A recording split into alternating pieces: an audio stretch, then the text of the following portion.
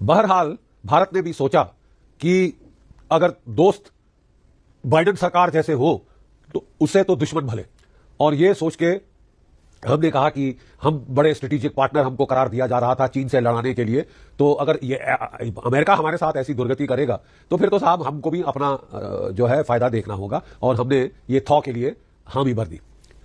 उस वक्त भी बड़ा बवाल हुआ साहब, बहुत बवाल हुआ कि क्या हम चीन पे विश्वास कर सकते हैं। Simple question, can we trust China. देखिए साहब, चाइना ने 1950 में कहा था कि वो तिब्बत पे हमला नहीं करेगा, उसने किया।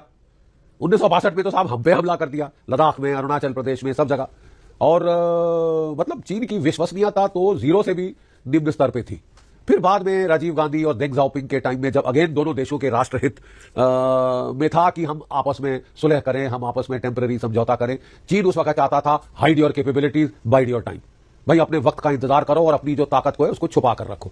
तो उस टाइम में चीन ने हमसे बातचीत जो है वो प्रेफर करी, और ये जो है पीस एंड ट्रैंक्विलिटी अकॉर्ड वगैरह हुए जो कई दशक चले, अभी हाल में जाके टूटे हैं वो। तो क्या हम चीन को ट्रस्ट कर सकते हैं? सब लोगों ने बोला साहब ट्रस्ट बट वेरीफाई, कि चीन ने जो विश्वासघात किया है पहले, विश्वास हमारा तोड़ा है, पीठ में छुरा घोंपा है, वो इतनी जल्दी तो हील नहीं होगा। इतनी जल्दी तो साहब उसमें वो जो है दरार जो पड़ चुकी है वो जुड़ेगी तो नहीं। टाइम देना पड़ेगा। We'll have to wait and watch. इस वेट एंड वॉच के चलते अब हमने जो है साहब वहां पे देखा कि कुछ देर के बाद चीन ने 5 साल से जो भारतीयों का पिलग्रिमेज कैलाश मानसरोवर में रोक रखा था वो उन्होंने फिर से खोल दिया। हमको लगा ये बड़ा अच्छा साइन है, यानी everything was going normally, everything was going well. यकायक चीन ने साहब एक जो है एटम बम फोड़ दिया। क्या धमाका किया साहब? चीन ने एक अनाउंसमेंट करी दिसंबर के महीने में, दिसंबर के आखिर में पिछले साल के, कि साहब हम जो है दुनिया का सबसे बड़ा डैम, उनके 3 गॉर्जेस डैम से भी बड़ा डैम जो है वो हम बना रहे हैं यारलुंग सांगपो, यानी जो ब्रह्मपुत्र जो तिब्बत में बहती है उसको यारलुंग सांगपो कहा जाता है। और यारलुंग सांगपो के जो बड़ा भारी मोड़ है जहां वो मुड़ती है अरुणाचल प्रदेश में आने के लिए, वहां पे हम दुनिया का सबसे बड़ा डैम बनाएंगे। ये यकायक डैम बनाने की क्या सूची? कोई 86,000 डैम है साहब चीन के अंदर, और 386 गीगावाट्स वो हाइड्रो पावर पैदा कर रहा है। इससे ज्यादा हाइड्रो पावर और कोई देश, यानी अमेरिका, रूस, कनाडा कंबाइंड इतनी हाइड्रो पावर नहीं है जितनी की चीन जनरेट कर रहा है। तो यकायक ये 3 गॉर्जेस डैम से भी बड़ा डैम बनाने का ये ख्याल क्यों आया? बात बड़ी सीधी है साहब। चीन का जो यूनान प्रांत है वहां पानी की बहुत त्राहिमाम हो रहा है, पानी उसका खत्म हो गया है। यांगसी की यांग नदी तकरीबन सूख रही है, और भी उसकी नदियां जो है वो सूख रही हैं।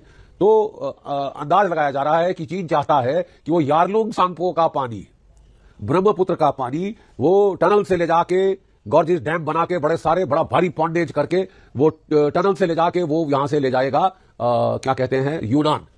और यूनान का रास्ता कोई बिल्कुल सीधा डाउन तो नहीं है ना साहब, वो अप डाउन है। तो जहां आपको अप करना पड़ेगा तो पानी को चढ़ाना पड़ेगा, उसके लिए आपको हाइड्रो इलेक्ट्रिक पावर चाहिए। और वो तो कितने लाख किलोवाट की हाइड्रो इलेक्ट्रिक पावर वो वहां पे जनरेट करने की कोशिश कर रहा है, ताकि वहीं से जो पावर जनरेट होगी उससे ये पानी को चढ़ा के उतार के जैसे भी ले जाना है यूनान तक पहुंचाया जाएगा। अरे साहब 10 से 15 साल लगेंगे इस प्रोजेक्ट के अंदर। और एक बार ये प्रोजेक्ट बन गया तो चीन के पास एक कंट्रोल होगा कि कितना पानी कहां जाता है। ठीक है साहब, अगर चीन चाहे तो आपके जो सूखे में पानी बंद कर दे, और जो बाढ़ का समय है तो अपना डैम खोल दे और तबाही मचा दे पूरी ब्रह्मपुत्र वैली में। और भारत जो लोअर रिपेरियन स्टेट है, बांग्लादेश जो लोअर रिपेरियन स्टेट है, वहां तबाही मचा दे साहब, तबाही मचा दे। तो दुनिया तो हिल गई ये सुनकर, और खासकर इसकी टाइमिंग सुनकर। अभी तो साहब आप बात कर रहे थे कि हम आपस में जो है थॉ करेंगे, रिलेशंस ठीक करेंगे, हम दोनों के राष्ट्रहित में है कि हम अपने रिश्ते ठीक करें, हम पे दबाव और जगह से पड़ रहा है तो हम क्यों आपस में लड़ते भिड़ते रहे ऐसे टाइम पे। लेकिन उसके बाद suddenly VoLTE face about turn, और ये डैम की अनाउंसमेंट हमारे ठीकरा फोड़ दिया हमारे सर पे। अब साहब ये डैम के चलते बहुत सारी अटकलें लगाई जा रही है। मीकोंग पे, नदी पे चीन ने डैम बनाया और तबाही मचा दी वियतनाम में, लाओस में, कंबोडिया में, जो डाउनस्ट्रीम कंट्रीज थी मीकोंग के। वो सूखे में वो पानी रोक लेता है, वहां तो भयंकर प्रॉब्लम क्रिएट करता है डाउनस्ट्रीम रिपेरियन स्टेट्स में। और जैसे बरसात आए तो वो पानी छोड़ देते हैं साहब, और तबाही जो है वो दुगनी तिगनी चौगनी हो जाती। तो हमारे भारत में भी एक तबका है जो कह रहा है कि नहीं साहब ये जो है इतना हमको नुकसान नहीं होगा यारलुंग सांगपो पे 3 गॉर्जेस से भी बड़े डैम का। क्यों नहीं होगा साहब? उनका कहना यह है कि जो ब्रह्मपुत्र का ज्यादा पानी जो भारत में आता है वो ज्यादातर भारतीय क्षेत्र से ही, कोई तकरीबन 60-70% जो पानी है वो भारतीय नदियों से, सहायक नदियों से, जो कि अरुणाचल प्रदेश में है, उनसे आकर वो ब्रह्मपुत्र में मिलता है। तो कोई खास फर्क नहीं पड़ेगा। नहीं साहब, इतना आसान नहीं है कि कोई खास फर्क नहीं पड़ेगा। जैसे मैंने बताया, प्रॉब्लम आती है लीन सीजन में, गर्मी में। तो जो तिब्बत के ग्लेशियर हैं वो पिघलते हैं और पानी ही पानी आता है, ठीक है। मानसून में वो पानी और भी बढ़ जाता है, लेकिन जब विंटर आती है तो ग्लेशियर्स का जो पिघलाव है वो कम हो जाता है, एज इट इज पानी कम आता है। अगर आप डैम खड़ा कर दें साहब उस टाइम पे, तो नीचे का पानी तो वहां तो सूखा पड़ेगा साहब, अकाल पड़ेगा ब्रह्मपुत्र के इलाके में। तो ये जो विंटर सीजन की लीन फ्लो है वो खतरनाक है, क्योंकि वो नीचे में तबाही मचा सकता है। और मानसून तो फिर मानसून है ही साहब, और उस वक्त उनके भी डैम्स पे प्रेशर पड़ा तो वो अपना डैम खोल देंगे, सारा अपनी बाढ़ का पानी यहां भेजेंगे। डबल यहां पे जो है तबाही का आलम आपको आसाम में दिखेगा, बांग्लादेश में दिखेगा। बीकॉन्ग में ये हो चुका है, ट्रेलर हमारे सामने है। एक और साहब बड़ी ही पेचीदी प्रॉब्लम है, ठीक है। ये जो हिमालयन क्षेत्र है ये साइस्मिकली बहुत सेंसिटिव क्षेत्र है। 1950 में यहां पे 8.5 रिश्टर स्केल का भूकंप आया था तिब्बत के अंदर, और ऐसे ही जान माल की नुकसानी हुई थी, लाख लोग के ऊपर जो है वो मारे गए थे। अभी साहब कुछ दिन पहले एक और 7.2 रिश्टर स्केल का अर्थक्वेक आया है उनके सिचुआन प्रोविंस के अंदर, ये यहां तिब्बत के अंदर, और उसमें कोई 160 लोग मारे गए हैं। किस्मत अच्छी थी कि वो ज्यादा आबादी का इलाका नहीं था, बस 160 मारे गए, 200 के ऊपर घायल हुए। तो ये बड़ा खतरनाक है। अगर आप ऐसे इलाके में बड़े बड़े मैसिव डैम्स बनाएं, बड़ी बड़ी लाखों टन की पॉन्डेज क्रिएट करें, तो वो सेंसिटिव फॉल्ट जोन पे प्रेशर डालेगा और उससे भीषण भूकंप आएंगे।